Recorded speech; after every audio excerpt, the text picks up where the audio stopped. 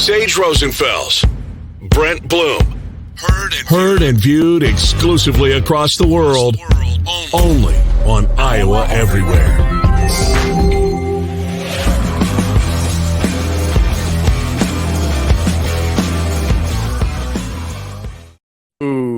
Podcasters and listeners out there. This is Sage Rosenfels with the Rose and Bloom podcast on the Iowa Everywhere Network. I am Sage Rosenfels. Mr. Brent Blum, my partner in crime, is not here today. He is out playing golf or something on this beautiful October day. Instead, I have his younger brother, Chris Williams, is on the show today. Chris, welcome to the show. Golf. I don't have time.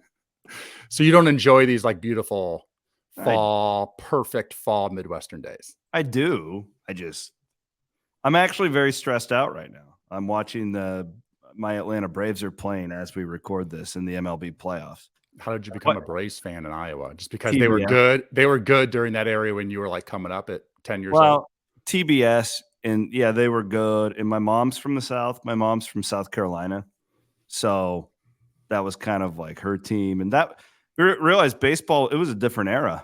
That was like a much bigger sport back then, but you could watch every game on TBS. So, so it was the Cubs on WGN out of Chicago, Braves, one of those teams that sort of got a national following because of television and the way the media was slowly, rapidly turned into where you can pretty much see every game you want at any time if you want to pay for it. And that's sort of where we are. When I was in school at Iowa State, man, a couple games a year, you might get on TV. Now it's every game you can be found on a stream or on a television set or something. So the world has changed. It used to be radio stations. Now it's podcasts. And on our podcast, we have the Rose and Bloom podcast. And most of it is like me trying to bring on some random friends from my past, random coaches, teammates, media people, about whatever the subject is of the day. This week is Iowa State, Texas. And I have a few Texas friends. And one of those is Ricky Williams is on the show today. Ricky Williams, here you are. Good to see you. Where this is Chris Williams, one of my old buddies, does a lot of media stuff in Iowa, radio shows, and sort of in Iowa State, covers the Cyclones very closely. Obviously, Iowa State plays down in Austin this weekend. I will be down there. I'm not sure if you're going to be there, but ACL has my name on it. Iowa State football, Texas has my name on it. And are you going to be down there? I know you do some broadcasting for the Longhorns. No. I used to do broadcasting. I'm too busy now. Well, somebody needs to take it off your Wikipedia. Where are you this afternoon? I'm in Manhattan Beach, right by LAX. Not bad. I have a son, as you know, goes to Loyola Marymount, so he's about 10 minutes away. I'm not sure if you've come across him. I know your son, Prince, which is sort of a part of our history. Those two are still a little bit connected after all these years, being teammates of the Dolphins. So on this show, which is sort of random people I know, we start with, how do you know me? That's my first question. We played together in Miami. That's it? Well, you said, how do I know you? That's true. That's how. But yeah, we were friends. Like, we were good friends. We hung out together. I think our ex-wives hung out together. True. This is true. Well, we were sort of in the same world. You know, I go onto this, I get traded to the Dolphins team in 2002. And, you know, I was coming from Washington, so I'm not paying attention to what's going on in Miami. But I remember hearing about this Ricky Williams trade. And, of course, played against Ricky my freshman year, maybe my sophomore year at Iowa State. We went down to Texas. Ricky had 350, 5 touchdowns. Seems about right. And didn't play the fourth quarter. I played a little bit in the fourth. I mean, maybe it was a carry or something, but it was a touchdown. And then the coach was like, get out of there. And they put in like 3 other running backs who ended up going to the NFL. So that was quite the blowout. That was sort of the first time I was around you. And then I get traded to the Dolphins.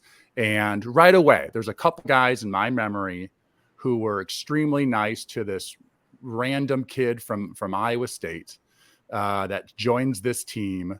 That's a really good football team. A lot of great players on that team, actually, in 2002. And it was Zach Thomas and Ricky. And they're sort of polar opposites in a lot of ways. But they were so friendly to me. Zach, he's like Texas Tech is like a smaller Big 12 school like Iowa State. And so I didn't think he had that sort of like small school thing. And then Ricky was just super nice. And I think for me, what attracted me to Ricky and chatting with Ricky is that my parents were very different than the average family back in the 80s and 90s. My mom was a midwife. My parents had a huge garden and chickens and organic everything. And we really like lived off a lot of ways. I knew Ricky was like sort of philosophical was the probably phrase you would say. We would sit in the back of some buses and some planes. And I would ask, we just have random conversations. I'm 24 years old. And I'm just like on this Dolphins train as like the third quarterback. And Ricky was really, really friendly during those times. And in that first year that I got to play with you, holy shit, that was, you were incredible. You really were. What are your thoughts about that 2002 season? I mean, you probably saw it from a big different angle than me. You had like 450 touches that year. I mean, carries and catches, and it was a lot on your plate. Like the main thing about that year was, I think that's probably the best Dolphins team in the past 20 years, and we didn't make the playoffs. But I imagine that team with a healthy quarterback getting into the playoffs, I think we had a real shot. Yeah. We had a great team. Zach Thomas, Jason Taylor. We had an aging offensive line. Next year, that offensive line got old fast. You had more carries, more catches. The loss of Jamie Nails, I think, probably is what. Yeah, our left guard, huge left guard. And we just sort of got old fast. And Ricky had all these more, but ran for about 1,300 yards instead of like 1,850. So like with more carries, like in that season, it really broke me in a lot of ways, because like my mentality was after 2002, I knew for sure I was rushing for 2,000 yards the next year, but I realized the linemen, and to a certain extent, ones that didn't have the same kind of mentality of you got to always take it to the next level. And so I think we kind of that next year we had quarterback issues. You were there. Yeah. And so Dave was just like, run the ball. And I don't think the line was up to the task they weren't. That was going to run the ball, even though everyone knew we were going to run the ball. In 2002, there was sort of an older, savvy offensive line. They had a lot of smart guys. I mean, our center was like an engineering student at Notre Dame or something, Tim Ruddy. So really smart guys. But they were old, and they sort of covered guys up, and Ricky just did the rest. The next year, a couple of those guys got hurt. They were 1 year older. Those injuries became worse, and it was that they dropped like flies and didn't play as well. And that was sort of we just would grind out wins. Right. It was 3 yards in a cloud of dust on some hard ass, dry dirt on the Dolphins baseball field. And it was run Ricky on third down, maybe run a draw to Ricky or a screen to Ricky. That's what I was going to ask. Was that where you guys had the big comeback against the Bills? Was that the same year? No, this is back in like a 0-degree game at Buffalo. Okay. Go ahead, Ricky. Do you remember? I think it was 2000. Well, actually, the Buffalo game, that was the Monday night game, second game of the year where I carried the ball 42 times. That's when it was 3 yards in a cloud of dust on that hard-ass baseball field. Yeah. That's right. Yeah, you remember these games. Takeo Spikes was just laying into, I mean, with that giant neck. And it was, and we did. And Ricky got burnout. I think most of the guys sort of knew it at the time, but it was our best chance. We sort of felt like to be successful because we were so deficient in other aspects of offensive football.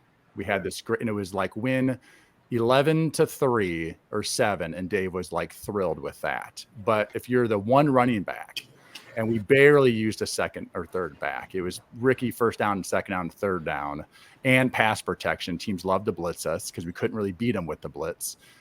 Ricky took a ton of punishment. And so the next year he's like, I'm not doing this anymore. Well, I saw the writing on the wall. Like, they didn't do anything at the quarterback position. They promoted a tight end coach who'd never been an offensive coordinator to the offensive coordinator. I was like, I could see the writing on the wall. It's not going to end well. and he had been Peyton Manning's coordinator. So at the time, it's like Peyton Manning's the coordinator in the Colts. We don't need his, what did the tight ends coach do in Indianapolis back in those days? So there was it was an ugly offseason of ugly practices, and then just a really young offensive line that was just trying to figure the way out. And so at some point that offseason, you just had to make some decisions. Yeah. I think I would have been fine if like Joel Collier had been the offensive coordinator because, he's my running backs coach. I think I could have figured it out. The other part of it was I was in a contract negotiation, and my perspective was, especially after that year, I was like, I have to take care of myself. And if they're going to use me like that, as long as they make me feel like appreciated, like they're taking care of me, then, I can do it. Then they came back with like the first offer and the contract, and I just was like so like pissed off, It's just like a lot of things building, And I realized, there's better uses of my energy and my time right now than like being a sacrificial lamb, an underpaid sacrificial lamb. Yeah. Ricky, this may be hard for you to believe, but I'm this white kid in rural Iowa. And I was just enamored by you when I was a kid. I had your Texas. I'm an Iowa State guy, okay, but I had your Texas jersey, and I remember wearing a Saints jersey to school when you got drafted. And I obviously I liked you as a football player, but I don't Sage and I have a lot in common, so this doesn't really surprise me. There was something always about you. I don't know, Sage just misunderstood the word or whatever. I liked the fact, Ricky, that you were always just okay being Ricky. That was kind of I'm a little different too, I think. So, right? Like, so you would just be out there and like, hey, this is who I am. But where did that, were you like that? Like when you were in middle school, or where did that kind of just come to be? I think honestly I was, but I was more like to myself, and I, like most kids in middle school, I was just trying to figure out like who I am. And then middle school was when I really started to like become good at football. And so it's interesting when you're really good at something, people are more open to your idiosyncrasies, it kind of becomes part of your character. And so I think because I had so much success, like when I was in high school, I was the personal protector I was the up guy on the punt team, and so I would call out the play or the cadence, and the guys would always they'd make fun of my voice, they'd say talk like a man, but I was so good, it was just kind of like they would just make fun of me. And I think when I got to college, I got a chance to start as a freshman, but that's the thing about college, at least back then, you had to earn it. And so I started as a freshman, and they made fun of me and picked on me. But as I showed them that I could play, I earned respect. And again, it was like teasing and fun. But then when all the upperclassmen left and I became the junior and the senior leading the nation in rushing and scoring, then, people started to look at my idiosyncratic behavior more favorably. And still, I think in college, you're a kid, and it was like, overnight, when I went from college to the NFL, everything changed. And now it was like weird and different because the expectations changed. And for me, it was like it was a crisis kind of, because something that I've always been charming, tolerated as charming, started to become something that was misunderstood. Yeah. So you use that word misunderstood, and Chris used it as well.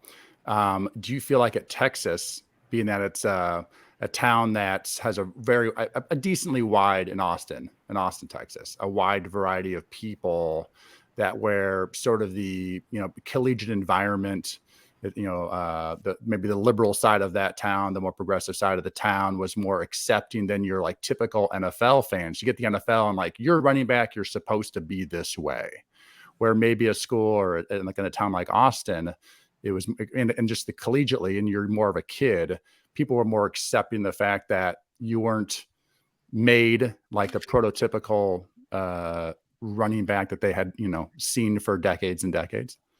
Well, it's part of that, and I think Austin was a perfect setting. I think I probably would have done well, Berkeley, but there's a lot of college, hippie college towns around the country.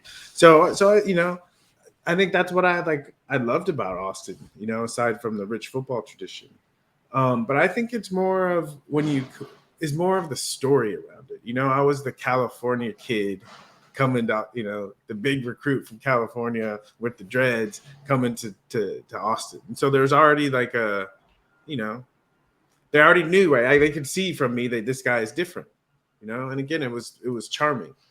But I think something about going to the NFL, I mean, I don't know if it's the money or whatever, but things are supposed to, get serious and you're supposed to get in line. And I think there's just an image of what an NFL football player is supposed to be.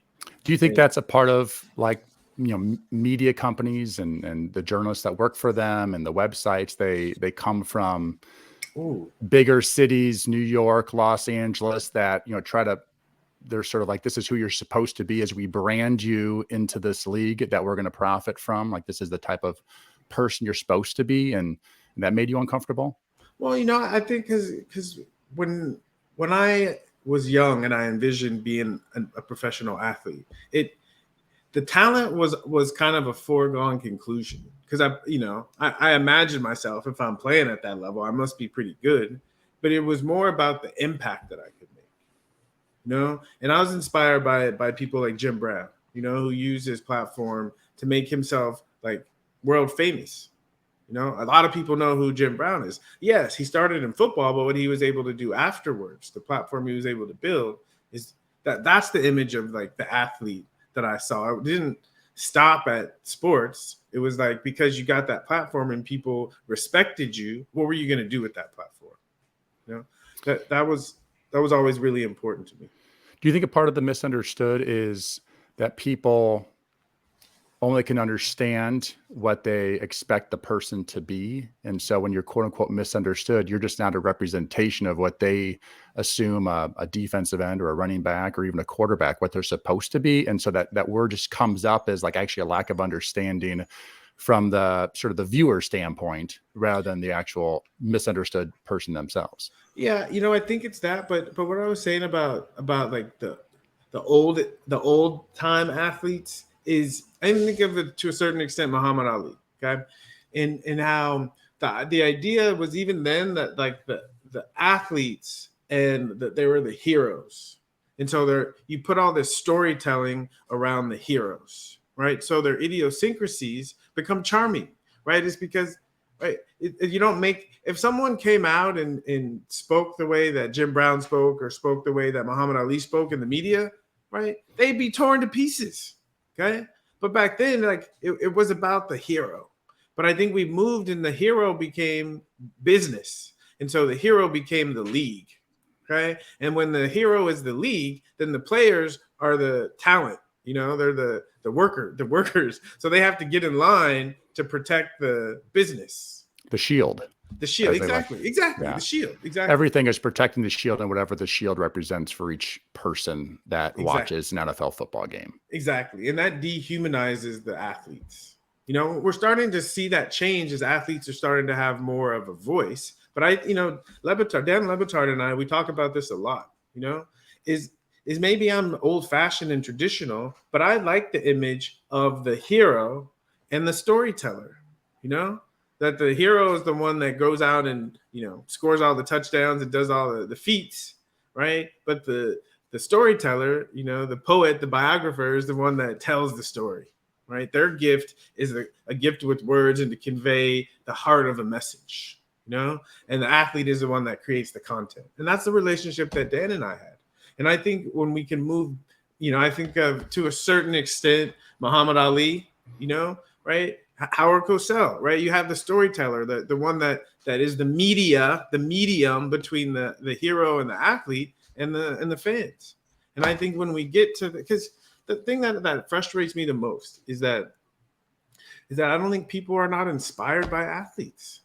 It's entertainment. It's not inspirational. But the things that we go through that we have to overcome, yeah, it's the drama of the game, but it's real life. When you get hit in the face, it's real life. You got to shake it off, see clearly, and make the next throw. You know, it's real. And I think that should be inspiring people, that when they go through difficulties, oh, you know, my favorite player, right?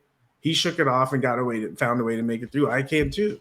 But it doesn't come across because it's, you know, I feel it turns into like we're more entertainment.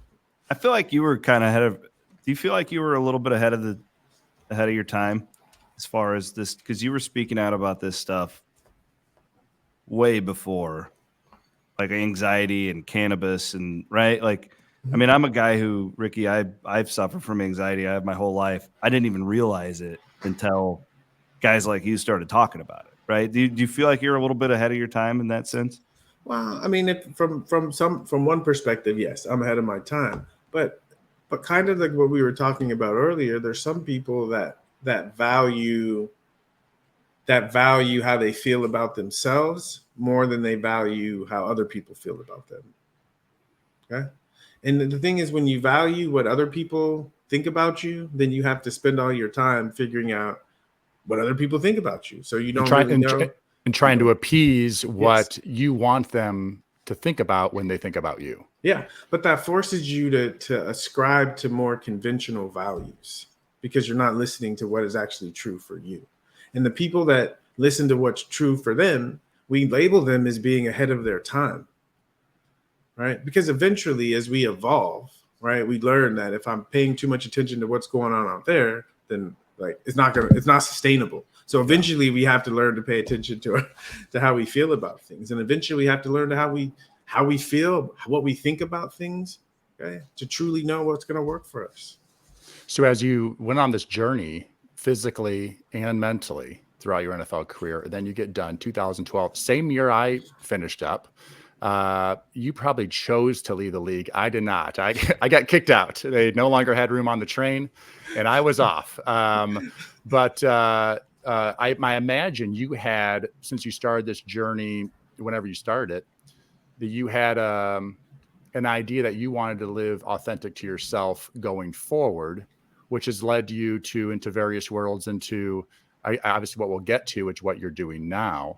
But I'm sure that's been an interesting journey because you seem to be much more comfortable with yourself maybe than in 2002.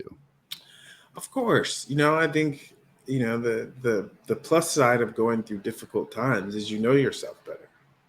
You know, you have less doubt, you know, because usually when you have doubt, the doubt is that you can survive a difficult time. But when you go through a difficult time, you're like, I got this. I can deal with whatever life gives me, you know, that kind of confidence. And so, yeah, when I retired, it's funny when my last game was a AFC championship game. We lost to the Patriots. It was a Saturday, and already that next Wednesday, you know, I had booked to attend a class workshop. You know, I just love to learn. I always love to learn. And so I thought, you know, if we win and go to the Super Bowl, I can cancel the class and do it another time. But we ended up losing, and so I went to the class. And the class was this workshop that really, like everything I do, I'm always trying to open my mind and like see what's next. And it was like a springboard, you know, for what was next. And I just put my foot on the gas. Didn't know where I was going, but I knew if I followed what my interest, that I'd end up in an interesting place. What do you like to study? What do you like to learn about? It's, you know, Sage mentioned I'm a philosophical person, so all of my studies, the end is really trying to figure out how the world works. It's just I'm just so curious to understand everything, you know, and not the minute details, but like the big picture. I think that curiosity is what scares people, because as you were sort of saying, people try to appease others by doing what they assume the other person wants of them. And so that sort of leads you into a life of doing what everybody else does, which is sort of like a lack of curiosity. I'm going to buy that pair of shoes because that's what the cool kids are wearing right now, which we all have. Yeah. Sometimes, though, that's legit. Sometimes tourist destinations are great spots to go to, even though all the tourists are going there. You know what I mean? The Golden Gate Bridge is pretty sweet, so I'm going to go there, right? Yeah. So, but I think people get struggle with that curiosity and things that are maybe new that they don't understand and that they don't were taught to think was wrong. Right. And hold on. But I was just saying, one of those things we're leading into, one of those things is cannabis, is marijuana. Tell me about your business that you're doing right now. I want to get that in there. You've got a new business that seems to be. I follow you on the socials. Yeah. I also know Matt, one of your business partners. Yeah. And see that you guys have a company that it's a company. Oh, that, by the way, that was a great segue. Yeah. I was trying to work my way there. No, it was good because it's true. Like it's like that saying, curiosity killed the cat, because oftentimes your curiosity is going to rub up against what you've been taught is wrong. And then we all have a decision to make. And for me, my curiosity probably is the strongest voice in my head. So it's stronger than the don't get in trouble voice. Yeah. Oh my God. So yeah, I can't help it. I'm going to move towards my curiosity. And that's, I think, another part of being ahead of my time, right? Is because there's that barrier of what you're not supposed to do. And some people who have the curiosity or whatever motivates them to go beyond that barrier, they have experiences that other people aren't having because they're not going beyond that barrier. So it is a business, obviously, because, in order for it to like keep moving, we have to generate some kind of like revenue. We gotta create money but really it's a mission, and like I think of my role, I'm the president and one of the co-founders, is really, I feel like I'm 45 now, like kind of over the hill, right? Meaning I'm like halfway through, if I'm lucky, probably a little bit less, but halfway through. And I feel like the first half of life is like an experiment. You're trying to figure out who you are. And hopefully by the time you get to that 45, you have a really good idea of who you are. Okay. Dolly Parton has a famous quote. She said like something like, life is about figuring out who you are and then doing it on purpose. Doing it on purpose. And I feel like that's what I'm doing now, that I've had a lot of experiences that have given me a lot of clarity. And now I'm being myself on purpose. And a big part of my journey, and I connected to mental health. A big part of my journey was the curiosity of, I feel like I'm crazy. I'm anxious. I don't understand what's going on. I'm open to anything to help me feel better, And so, and I tried Paxil. And yeah, as I say, and the teams were like, here's some pharmaceutical medications of various forms. Paxil. Exactly. Paxil. Yeah. Tried Paxil for a little bit. I was curious, right, to see if it would work, and it kind of worked. And then I realized it didn't. And I wasn't even aware of it at the time because I wasn't connected to, we were anti-cannabis because we were football players. So I wasn't connected to the conversations that were going on in the California and more alternative communities that were already talking about medicinal marijuana. At the time, California already had a medicinal cannabis program, but I had never even like heard the term. And even if I had, people laughed at it back then, but my actual lived experience is when I consume cannabis, like I could actually like connect to myself a little bit more, and I could understand myself a little bit more. And as I understood myself a little bit more, the anxiety didn't bother me as much. I just received it as information, I realized I'm just a sensitive person and I'm picking up on other people's thoughts. And most people look at me, they have these crazy thoughts that aren't accurate. And so I'm just picking up on that and it doesn't feel good. It's just, and it was clear. And then, the anxiety, I would still be aware of it, but it didn't control my life anymore. And so do you feel like cannabis just gave you like a different lens of how to not only see in the world, but most importantly, really yourself? And then that effect is how you see the world. Exactly. Yeah. Because our training from the time we're little kids is to pay attention to what our parents want, So our attention is always going like outwards, And I think when I started consuming cannabis, it was the first time that I started noticing my attention going inwards. And of course, first there was paranoia and like all the stuff that was in there that I was like, holy shit, I really think like this. But the courage to come to terms with those parts of myself, like help those parts of myself resolve. And so for me, it's like cannabis is really it's a mental health issue, meaning you can't be healthy mentally if you're not attending to what's going on inside. And one of the things, there's many things, but one of the things that can help people attend to what's inside is cannabis. And so a big part of my business, my mission, is getting that message out into the world. Okay. Do you feel like cannabis is And the reason it's stayed illegal and for most of the country for a long time, and now it's about half the states have it legalized for recreation. Do you feel like that's been put on hold for decades and decades because of the alternate when you're going through anxiety or depression or sadness is drinking, which we love supporting in America. And listen, and I like to have a beer. I like to have a whiskey. I like to have a glass of wine, and I love having a bottle of champagne.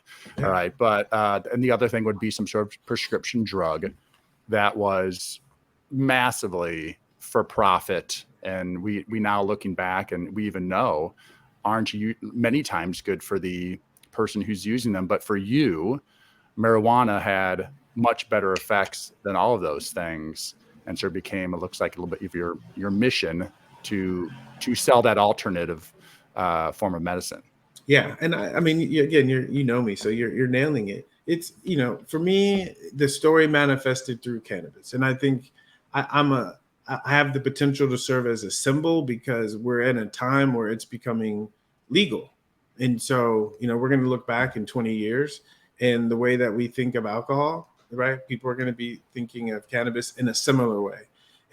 Meaning you already see it in legal states, right? There's billboards everywhere for dispensaries, So I think it's going to become a part of our culture. It's going to become a part, but not a part the way it was in the past, where it was this illicit thing that got you in trouble that you had to hide. It's going to be consciously integrated into the fabric of what it means to be an American.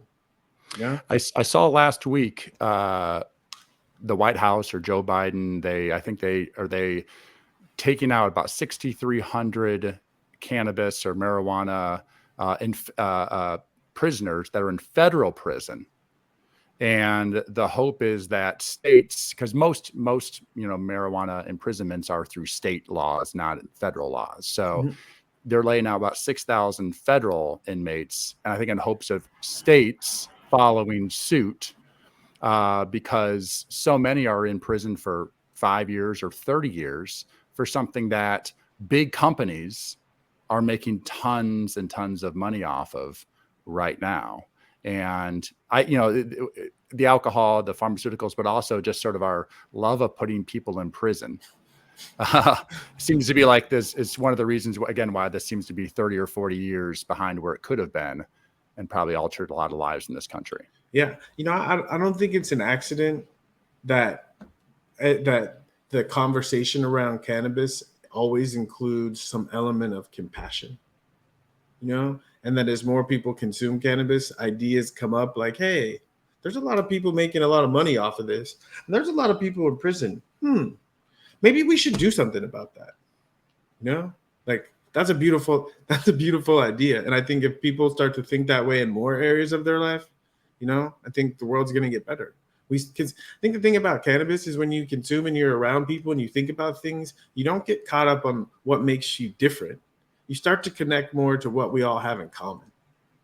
And I think the United States of America, isn't that what we're all about? Is that we're all different, but we recognize we all have something in common. And if we can come together around that common cause, like we can get something done. So yeah.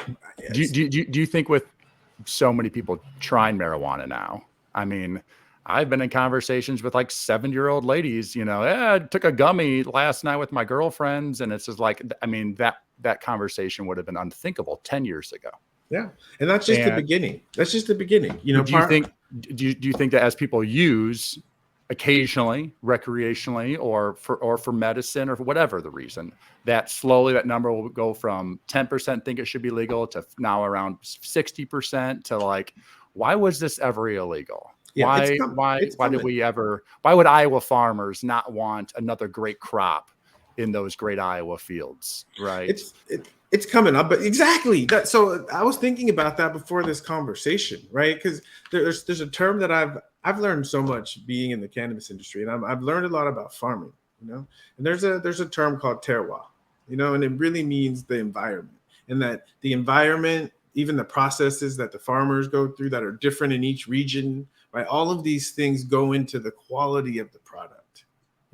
It's like, right, when people, like each state is proud of what they produce. Okay. Let's say that's the terroir. And so I think there's going to be a point where people are really proud, right, of Iowa weed, right? There's something there's something about it that's distinctive, and people are like, yeah, Rick, that's gonna. Living in Iowa now, I can tell you it seems like we are light years away from that actually happening here. So how would you advise somebody who's pro cannabis in a state like Iowa to talk to people who are not, right? Because there's a level of ignorance, would be the word, where they don't truly understand cannabis and what a guy like you is talking about. But then you also want to do it in a respectful way, because if you're just yelling at somebody, you're not going to do a very good job of changing their mind. How do you talk to people like that? I think that this is the significance of to me of what Joe Biden did last week. Because it's like a lot of people, right? We're trained as a kid to follow the rules. And so the people that are anti-cannabis, is not their fault. That's what they were trained. They were trained to be that way. And so like you said, getting upset, and it doesn't help.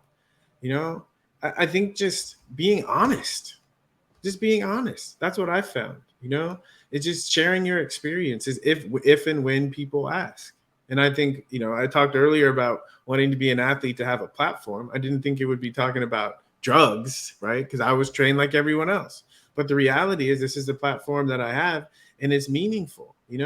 It's funny. It's a funny story, but I think it speaks to the point, and I think it answers your question.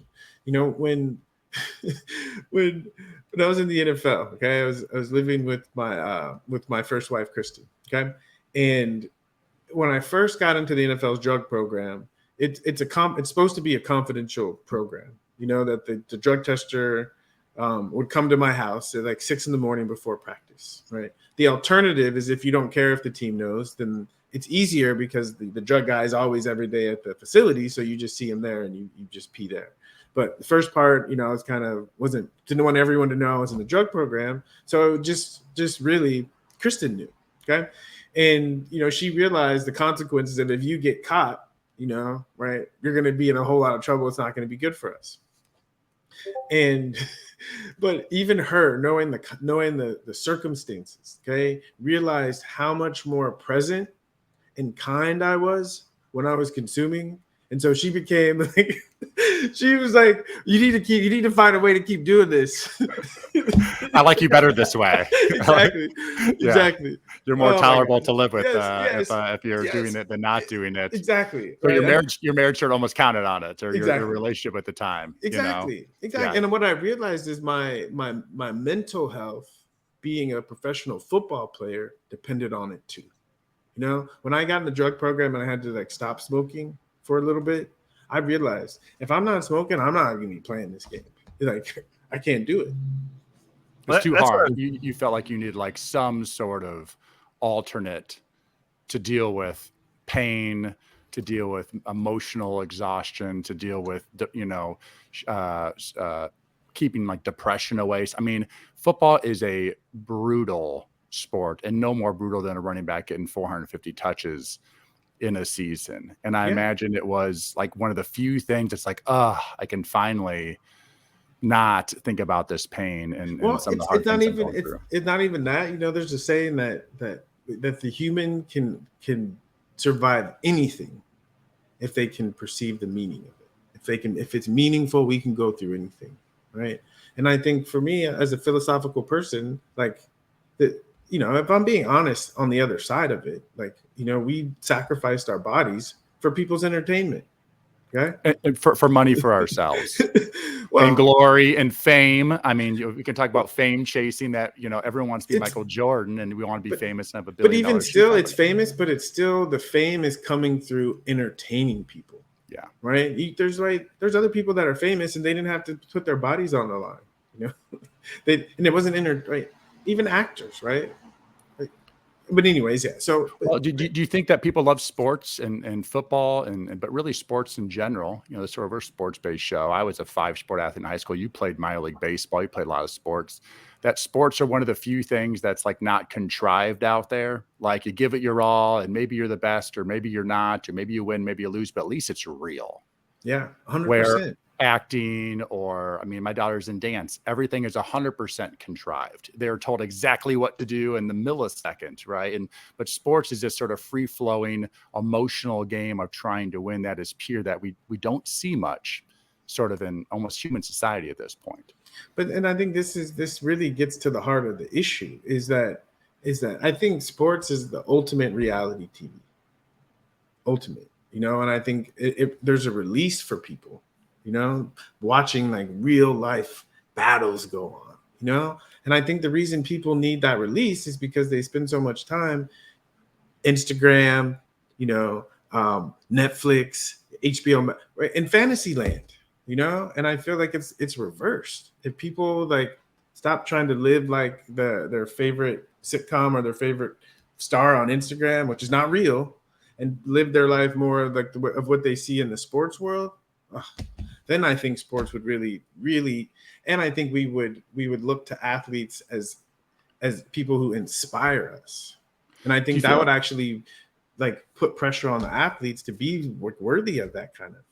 So sometimes I give if a booster club or a Rotary club asks me to give a speech, I give this speech on 4 lessons learned as an NFL journeyman quarterback. And it's a Saban story about your seat on the bus and like know your role, which is great. Like in companies or a family, knowing your role within your family or with as a parent or as a son, you have like this role that you can make uniquely yours, right? So there's like a Saban story. There was a Favre story.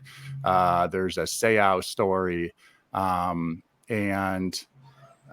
There's an Eli story. There's a 5th Ricky story, which was about expectations. And it was when he came back after being gone, after being in India, in Grass Valley, California during his year off. He comes back. Nick Saban is our head coach. And they come back and Ricky's got this beard, and his beard looks beautiful right now compared to what this thing looked like. I mean, there might've been some garbage in there still. It was special, but they asked him, "Hey, Ricky, what are your expectations this year?" We had drafted Ronnie Brown with the 2nd pick. Ricky sort of comes back out of nowhere and are you expecting to run for 1,500 yards, 1,000? What's your expectation? He hadn't played football and done anything in a year or whatever. And he goes, "I don't believe in expectations.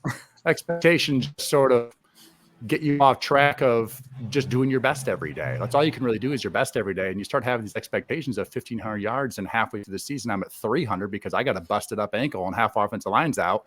Now that expectation talk just will wear me down. And I was like, that is actually a great way of looking at things. We all have goals and we all have like what we're trying to get to. But if you could just sort of make your goal every day, I wake up and I do sort of the best at whatever I'm trying to do. And some of that is self-care or reading a book, but the sort of daily goal of living life rather than like in a year, I need to have a car and I need to have a huge house. I need to have the beautiful wife with the 2.2 kids. And I need to have a job that makes me look good with a nice car. And then as you're going towards that, whether you reach that or not, like imagine the constant struggle, that sort of conflict you can put that in of like, man, I'm not meeting my expectation. I want to be a millionaire by 30 and I'm just a school teacher making $40,000 a year. And I'm not going to meet that. What I was hoping or whatever it might be, or I'm a business person that's not doing great. And then you just like depressed and go to the bottle. Yeah, exactly. And the worst part is even with expectations, even when you do hit them, right? It's like, then what, because you get the beautiful wife and the 2.5 kids, and the kids don't listen to you, and the wife starts to get old, and you're like, what the hell? What was all this for? but that's the formula that we all a little bit are taught, that is the best way to go through life. And it might, in some ways, it might be the easiest way to go through life is to like find this partner and do this thing. And I know for a fact that I have a girlfriend that I like makes me a better person. Like makes me more thoughtful, says things to me to make me think about things in different ways. I'm like, man, it's so nice to have somebody who is either challenging me or just offering me some advice, because I don't have a mirror to go, how did I deal with my cranky 15-year-old daughter? Did I do that the right way when I raised my voice, or when I there's always a better way probably of having an advice to land softer. Yeah. And having somebody, a partner, partnerships are great. Yeah. And, but the expectation is wife, 2.2 kids, Yeah. house with the white picket Yeah. fence. And we both did it, right? And we were like, hey, wait a minute, you know? Oh my God. Life's great, right? Life's great. But yeah, I'm glad that's the story, because that's really how I live my life, you know? And I think the truth is, it's how everyone lives their life. Okay, because we all wake up in the morning and we all do our best. The sad part is we don't give ourselves credit and appreciate that, because we're so focused on not meeting our expectations. Yeah. An interesting piece of advice from Rick Williams back in the day. I always loved talking to this guy. Always really one of my favorites. Ricky, why did Sage said that you kind of took you were good to him from day one. What did you like about Sage back in those days? Honestly, like when you were saying that earlier, it's the Big 12 connection. Oh. You know, it's weird. Like I didn't even really think about it, but going back, that's what it was. I remember I was drafted by the Saints, and when I got to the Saints, we had a running back there from Iowa State, Troy Davis, yeah, Bulldog, and I'm telling you that I was the best football player I've ever been around in my whole entire life.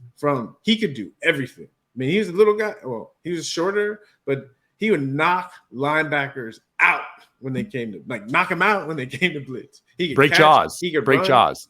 Man, this dude was the best football player I've ever been around.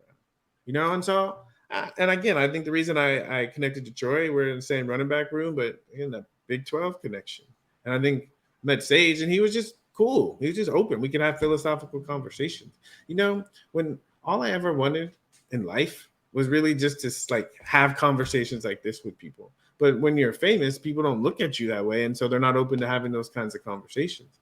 I think with Sage, he was open to it. So I was like, all right, we can talk. Well, but real quick, let's promote Heisman a Yeah. little bit. All right. Heisman, HIGHSMAN. Yeah. Is your cannabis company. It's a lifestyle. It's a lifestyle. It's a lifestyle. But it's funny. What's that mean? Can I get a hat or a t-shirt then? Is there sweatshirt? Exactly. There's that, but the real idea of a lifestyle brand is, like I was saying, there's never been out in the open cannabis lifestyle ever. And so it's never been there before. And so I'm trying to take the lead and starting to create that. And where my background is coming from athletics, and the attitude, this attitude in sports is, what can we do today to make ourselves better? What can we do today to help make us perform better on Sunday? And that's the mentality that even when I was playing football, that was the mentality that I used.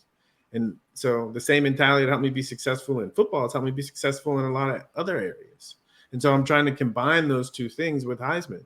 Is like the attitude, bringing that football attitude of no excuses, like always working to get better, with the inner reflection of connecting to like what's really true for me and getting to know yourself that cannabis brings. And our tagline is Spark Greatness, because for me, true greatness, it means you meet the demands of in here and you meet the demands of the world. Tell me about a couple of your products really quick, right? You probably have multiple types of weed. What give us some details of weeds in general. Like you have ones that sort of get you up, you have ones that sort of get you down. You got the hybrids. Like give the listeners a little info.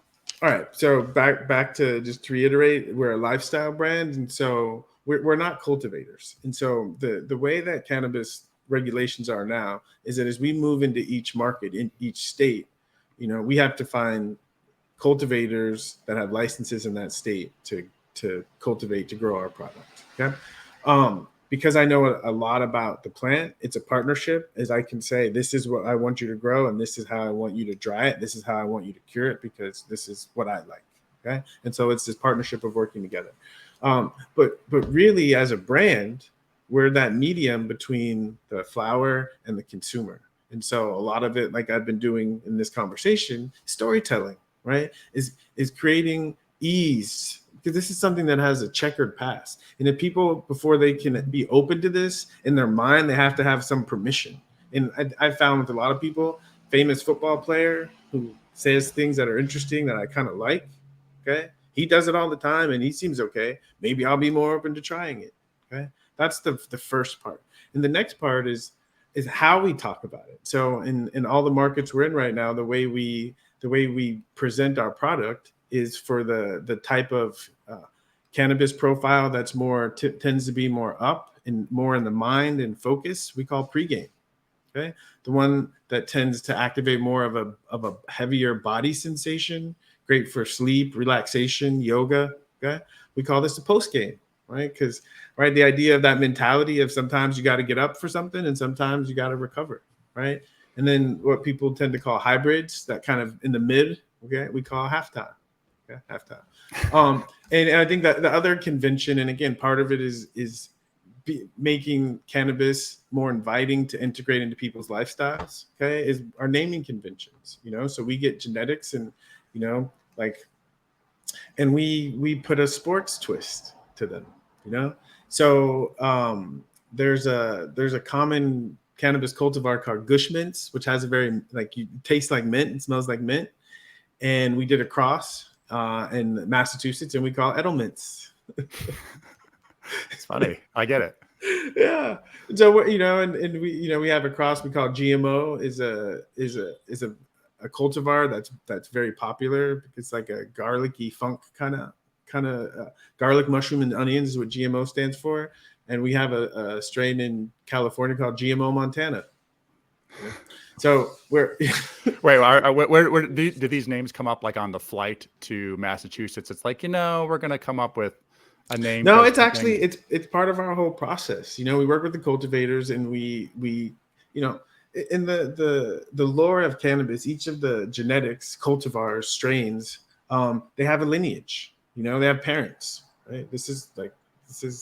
We're farmers, they have parents. We understand that Iowa is a bunch, it's corn and soybeans and all the things. It's the same thing. So we understand that. Right. Yeah. There's different kinds, right? Different, and then you cross them and you get different varieties, And so we're taking the crosses and we're trying to honor the parentage, which connects to the cannabis community, but we're also trying to honor inspiring sports figures, creating that connection. Because so much about psychedelics, things that alter our consciousness, so much is about set and setting, and so much is the mindset. And when people are consuming cannabis with the history of all the negative stuff, it messes up, it affects the experience. But when people have positive connections, things that are inspiring and uplifting, that also affects the experience in a more positive way. Ricky, before we wrap it up here, our Cyclones are taking on the Longhorns this weekend. I just was curious if you had any opinions on the current state of college football. Texas is going to the SEC. You and Sage are both Big 12 guys. Are you happy with the direction things are going? Clearly, some athletes are making money. You would have been a guy who would have made a lot of money as a millions. Player. You would have made millions. You would have been one of the great NIL players of all time, I would think. Ricky, do you think about this stuff much? I mean, I think about it big picture, and I kind of laugh. I laugh at the side effects of getting older, is that the nature of life is always evolving and changing. And, the older you get, right, there's more things behind you that are evolving and changing. But also, for me to make peace with it, I take pride in that I was a part of it, right? Yeah. And that I'm glad that it's a legacy, right? But that college football players are able to do things that we couldn't do. The same thing we think about our kids, right? We take pride in giving our kids opportunities that we didn't have, and if we're healthy, we're not jealous of our kids because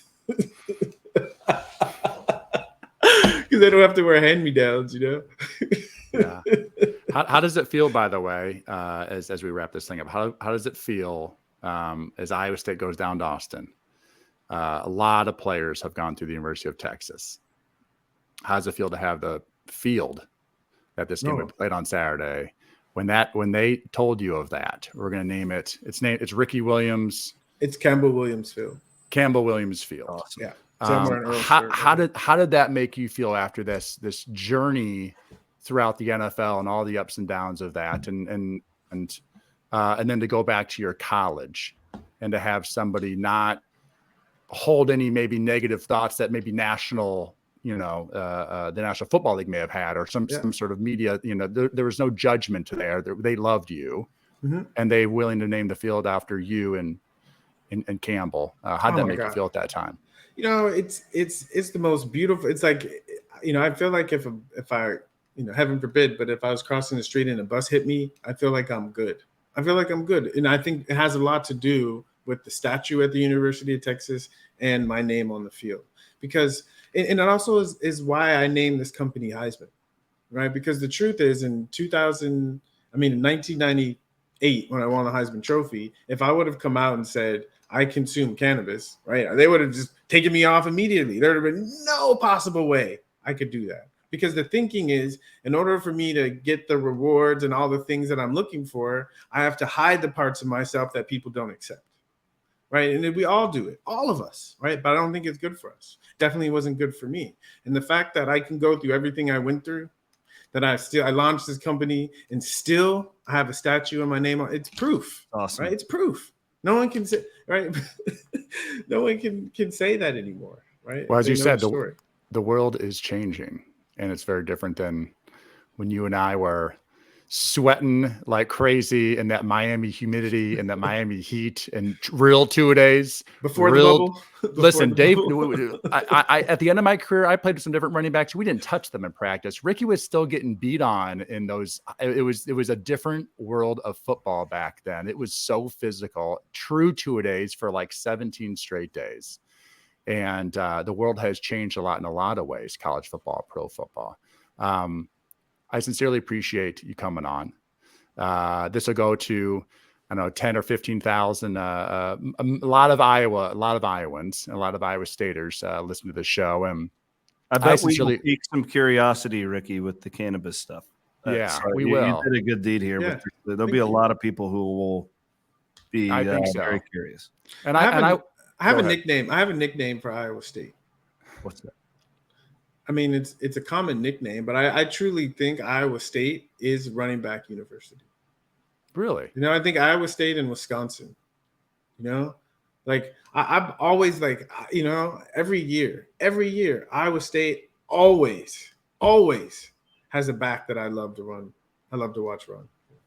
Yeah, we've had some. I don't know how or what it is.